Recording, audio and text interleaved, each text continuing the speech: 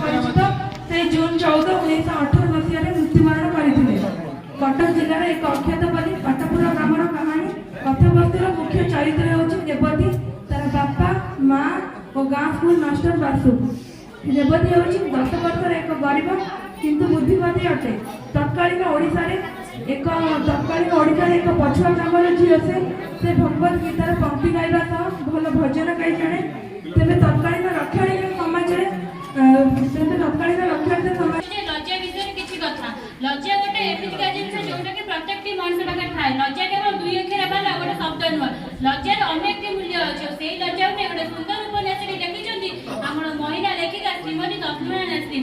ताकर जन्म 1962 मसीहा अगस्ट मास 25 तारिख बांग्लादेश से कहते बांग्लादेश में रोहुआ मुसलमान मैंने हिंदू मान बहुत अत्याचार करुले, दुकान लुट करुले, नारी मान धर्षण